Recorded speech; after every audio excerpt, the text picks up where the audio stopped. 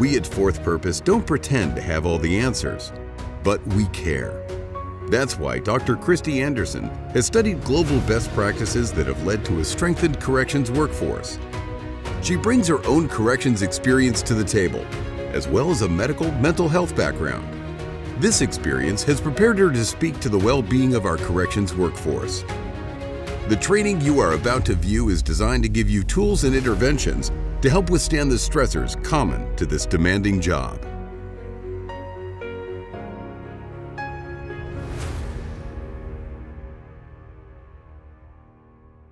I want to talk to you about how to maintain healthy vigilance in the correctional setting. It's no surprise that the regular risk of violence, injury, and death can have a negative impact on the physical and mental well-being of our staff. The constant need for vigilance, however, can lead to an over-arousal to threat and skewed negative appraisals of people and situations. We must provide education and tools to help our staff manage vigilance in a healthy way. And to do that, we need a little understanding about the brain. I want to talk to you about the brain in the simplest forms. Let's just understand it broken down by top brain and bottom brain.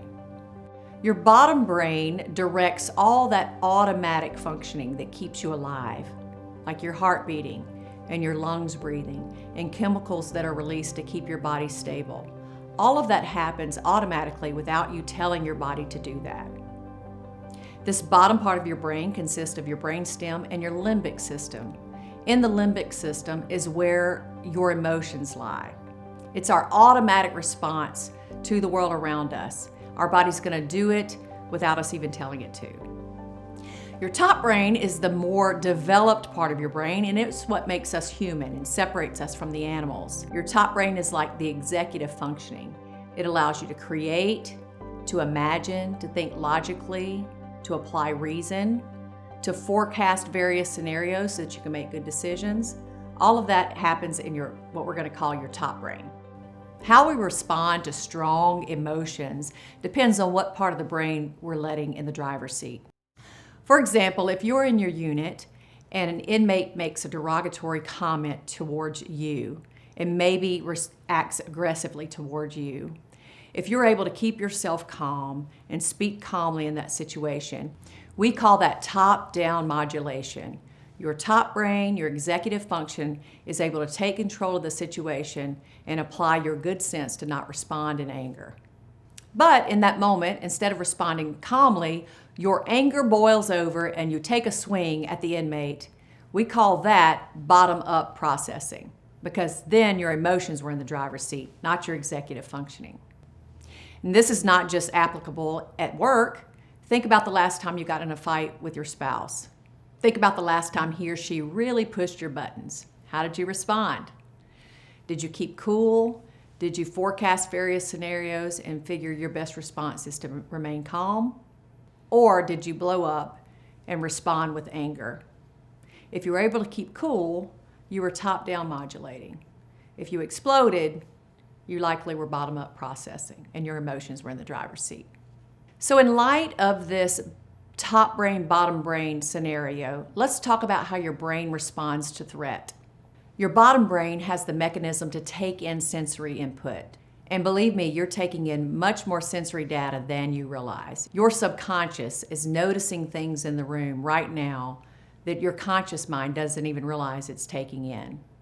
So sitting there in the bottom part of your brain is the amygdala, and it's your alert system. It's always assessing for danger.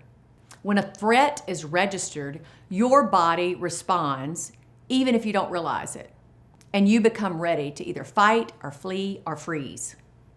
And in that moment, there's a flood of chemicals happening in your system to get you ready for action. Now, in those moments, your top brain can actually override this reaction to a certain degree. Correctional staff do this every day when they're required to stay calm in the face of dangerous situations. But the chemical reactions are happening in your system regardless. Now, typically, when you experience a threat, your bottom brain also knows how to automatically reset itself and get itself back calm whenever the threat is resolved. Let me explain what I mean with this graphic. There are two sides to your autonomic nervous system that is regulating yourself in the presence of threat. On the left side, you will see the sympathetic nervous system. Imagine that you're hiking in the woods and you see a snake. That threat is going to cause that sympathetic nervous system to kick into gear. Your pupils are going to dilate, your heart's going to accelerate, your lungs are going to open up, adrenaline is going to flood into your system to get you ready, and it's what we call that fight or flight response. So your body needs to be ready to respond to this threat. Blood is going to flow into your muscles, and so that's what's happening when you perceive that threat. But let's say you look down and on closer inspection, you realize that it's not a snake at all. It was just a root. That's when your parasympathetic system is going to kick in and get you back regulated. It's going to slow down your heart rate. It's going to slow down your breathing. It's going to let your other functions, such as your digestion and your immune system, get back in line. And it gets you back to homeostasis. So once again, in that threat response, you're going to have an elevated heart rate, elevated blood pressure, a dump of blood sugar into your system, a dump of adrenaline into your system, heightened sensory awareness, because you need to be aware of how to respond to the threat. And your bottom brain is driving this response. So what's happening in your top brain during this time? In these moments of threat, the function of your top brain is actually hindered. But when the threat is resolved and the parasympathetic nervous system kicks in, then it's going to slow down your heart rate and bring down your blood pressure and release chemicals to work out all of that adrenaline and open up your mind so that you can think clearly. So we just described what happens in that bottom part of your brain in the presence of threat. Now let's talk about managing threat at the conscious or the top brain level. Your level of alertness and vigilance is important to your own safety, the safety of your coworkers, and the safety of the inmate population. The temperature of the unit often is determined by how you respond to danger and threat, and not just physical threat. How you manage mental games and cons and manipulation factors in creating a safe environment. So it is imperative that you learn how to keep a presence of calm in the face of danger. You can probably remember a time whenever an altercation happened that you had to step in and be a strong command presence, but after the event was over, you noticed that your hands were shaking. That's evidence that you were able to top-down modulate, keep yourself calm and strong in your space in the presence of a great threat, but all those physiological responses subconsciously were still being released. Your brain processes danger even when you're not consciously aware. Your body is responding even when you don't realize it. Managing threats may be so second nature to you that you can rely on proven practices that you have used to maintain control while still presenting yourself calm and cool. Meanwhile, your bottom brain is processing this threat and automatically responding in a physiological way when you don't realize it, and many times when you don't want it to. Now let's talk about how that brain functioning plays into our ability to keep healthy vigilance. What is vigilance? It's just keeping careful watch. It's careful observation. We have to practice vigilance all the time. Think about a situation when someone was missing. Let's say you're on a crowded beach one summer day, and there's a frantic mother who says her child is missing. What's the first thing you ask the mother? Probably, is it a boy or girl? What color hair does she have? What is she wearing? You're wanting certain characteristics to look for so that you can filter out all others. Your vigilance wants a framework. Consider the last time you were car shopping and you had picked a particular car that you wanted. Then all of a sudden you start noticing that car everywhere on the highway. Is the car more prevalent than it was prior to your search? No, it's just that your brain now has a filter for it. It tends to find what it's filtering for. But what about those who are in a dangerous and threatening situation for a prolonged period of time with little or no reset or time to regulate? We call these environments malevolent environments, such as a dangerous correctional setting or military on deployment. So when you work in these dangerous environments and your job is to look for threats, you can develop something called hypervigilance. Hypervigilance is the excessive arousal of our nervous system, causing one to constantly assess for danger or threat. It's an increased sensitivity to threat. And as we said, your brain wants a framework in its vigilance, so it tends to find what it's looking for. So when you're looking for danger, you actually see it more, and you have more triggering of your threat response. The world seems more dangerous to those who are in a hypervigilant state. Hypervigilance can be a symptom of PTSD and other mental conditions, such as an anxiety disorder. In addition to fixation on potential threats, you are also having those physical symptoms of the fight or flight response. Dilated pupils, increased startle response, increased heart rate, elevated blood pressure. You're operating from that bottom brain response, so your cognitive functioning is diminished. Maintaining vigilance is good and a basic requirement in the correctional setting. Hypervigilance, however, is damaging to the body and to the mind. In addition to the physical damage, the need to constantly assess for threat and danger carries over into one's personal life, often hindering meaningful connections and enjoyment of social settings. When the body registers danger, a storm of automatic physiological responses are released to help the body get ready to respond to the threat. But our bodies were not meant to stay in this fight or flight response for a prolonged period of time. Long-term damage can include memory loss, immune deficiencies, metabolic syndrome, and other negative effects to the mind and body. It doesn't matter if the threat is real, potential, or imagined. The brain keys in on the threat and it filters out everything that's not necessary to survival. This results in an overall negative bias about life and the people in it. This negative bias is a factor to forming skewed attitudes about the inmate population and about the world in general. Hypervigilance causes you to have an increased arousal to threat and danger.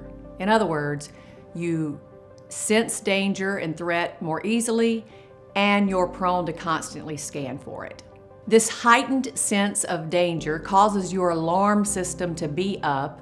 Therefore, that negative bias comes into play where you filter out what's not necessary for survival and focus on the bad. You focus on the threat.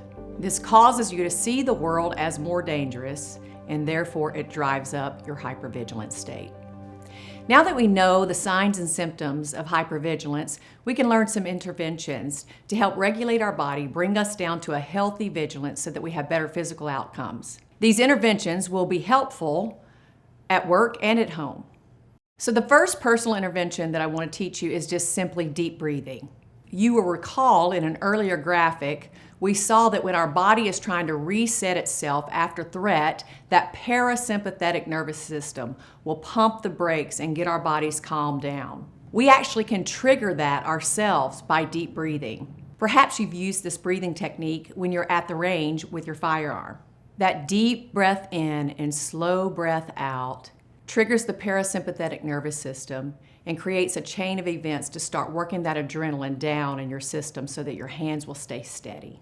You also see people in the special forces use this technique. Not only does this deep breathing trigger a physiological response, but it also helps that top brain open up so that you can think clearly. So there's lots of ways you can practice this, but the main thing is that you're taking good deep breaths, really lowering that diaphragm deep in the belly, that you're feeling that inhale, and then blowing it out through pursed lips. You can breathe in and breathe out in that manner as much as you need to get yourself calmed down. This breathing technique can be utilized in any setting, at work or at home, anytime you need to help regulate yourself. And every time you do this, just think, you're lowering your blood pressure, you're getting your heart rate down, you're sending out those reactions in your bloodstream to get yourself healthier. This breathing technique should be your go-to. Whenever you're ramped up to a 10 throughout the day, when you're coming away from that event, do your deep breathing to get yourself calmed down and reset. All throughout your day, we will be up and down in that threat response. So it's important that we learn practices to get ourselves regulated. The next technique is mindfulness. Mindfulness just simply means paying attention and being in the moment. It's amazing how much time we spend up in our heads, either ruminating on past events or thinking about future possibilities. While there is a time and a place to reflect on the past and think strategically about the future, we need to learn the healthy practice of being fully present in the moment. In relation to managing threats, being mindful is your attempt to bring that top brain and that bottom brain together, the conscious and the subconscious acting together to get yourself calmed down and healthy. So in this mindfulness practice, your conscious brain is taking notice of what your body is feeling. You're being mindful of your sensations and your emotions and manifestations of that fight or flight response in your body that you're noticing. Some people are uncomfortable with the term mindfulness, so another way to think about this is just simply being present with God and processing what you're thinking and feeling in the moment. You want to develop a practice of assessing your body for hypervigilance at work and at home. As I said, throughout the workday, you will experience many threat triggers, and we're prone to kind of stay ramped up in that threat response if we're not careful. So at any given moment, at work or at home, you can assess yourself. Be mindful. Consider if you feel at threat or at danger in the present moment. And consider these 3 questions. Number 1, am I safe? Now, none of us can be 100% sure that we're totally safe at any given moment, but reflect, am I reasonably safe in this moment? What is my current state of well-being? Next, ask yourself, do I have what I need? Am I reasonably resourced for my own safety in this moment? You may reflect on your own training and what you know about your body and that subconscious response to threat. You can trust your body to alert you to danger, and you can trust your body to give you what it needs to respond in that moment. And thirdly, reflect on the fact that you are not alone. What are your human connections in that moment? Reflect on the history of your facility and the history of your team. In these days of short staffing, you may feel alone a lot. But realistically, what do you know to be true about the training of your coworkers and the policies and procedures of your facility? If something goes down, what do you know will happen? Those 3 areas of reflection are also helpful when you're not at work, and to remind yourself when you're safe in your own home and you're connected to the people around you, and that you have what you need. Rehearsing these truths will help ground you and get you down out of that hypervigilant state. The third intervention is to learn how to develop clear and balanced observation in your vigilance. So as a correctional worker, you know you must stay aware of your surroundings. But learning how to do that with an easy and connected manner is very important to your well-being. Your training and your experience causes you to see things that other people may not notice. And your vigilance causes you to have a filter to look for threat and danger. So that too is going to cause you to see things that others aren't seeing. Now, all of that is good and healthy and makes you a good officer. You want those good observation skills, but without the physical reaction that ramps up your system, that can cause physical harm long-term, and that will keep you from fully engaging in the moment. So you have to develop the practice of noticing what you notice, naming it, and then putting it in balance with everything else. Trust your body and your training. You can have an easy manner and be fully engaged and yet still be ready to react if needed. I've seen this best exemplified in those who have had special forces training. They're fully ready to react and they're aware of their surroundings, yet they're able to maintain an easy manner. I think this is well depicted in the movie Bourne Identity. You remember Matt Damon. He's been specially trained by the CIA, yet he has memory loss. In this clip, you'll see that he is distressed over his memory loss, but you'll also notice his easy manner. He's fully engaged in the moment, and he's observed everything in his surroundings. These are real.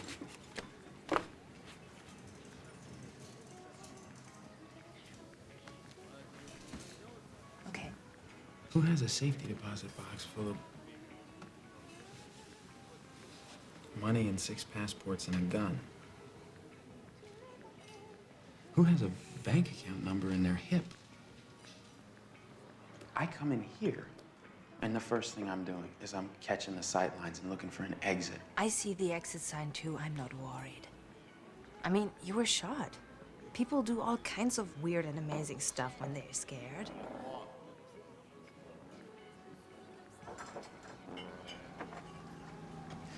I can tell you the license plate numbers of all 6 cars outside.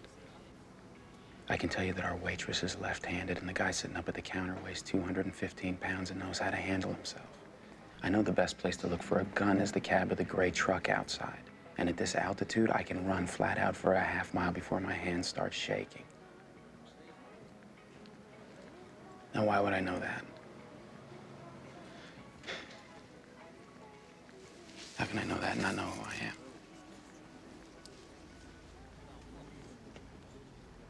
So let's take a note from Matt Damon. The next time you're in a restaurant with your family, go ahead and notice what you notice.